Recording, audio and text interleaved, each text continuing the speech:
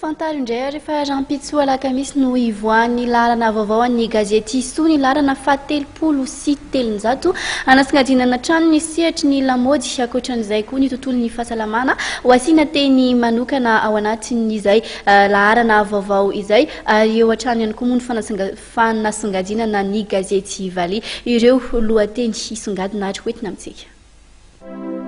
Dimy taona izao no niarako taminao, niarady fankaty fampitantana tsy ny fandao. Toy ny isaky ny alakamisy farany volana tokoa dia ny pejy roan'ny gazety Valia hatrany no miopana atao anatin'ny gazety Soa ka dia ho hitanao ato anatin'ity laharana ity izany. Tsy latazana amin'izany koa anefa ireo lohahevitra maro samihafa mahazatra anao ato anatin'ny Soa isan-kerinandro. Anisan'izany ny lamaody izay hitondrana aminao ny fitafy menjaika lamaodika farany izay fitondra amin'ny lanonana. Eo amin'izay lamaody izay ihany no ahitanao ny loko manga izay tena ankafizin'ireo mpanatalenta vahiny. Eo amin'ny lafin'ny fahasalamana indray dia niresaka mahakasika amin'ny sakafo sy ny fanomanana azy ireo no entin'ny Soa aminao amin'ny teny frantsay na koa momba ny torimaso. Ireo vaovao mahaliana maneran-tany kosa dia ahitanao lohateny toy ny tantaran'ny Anasy Lucie izay kambana mahavariana ohatra na koa ireo marika fiarakodia izay tsy nahasarika amin'ny vidiny mihitsy ka miteraka fantiantoka ho an'ireo orinasa mpamorona azy.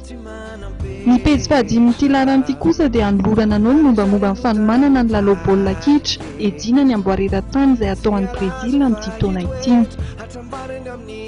Santiono an-datsoratra ihany izany fa ao anatin'ny Soa laharana fahatelopolo sy telonjato ivoaka rahampitso alakamisy maraina no ahitanao ireo lohateny maro isan-karazany.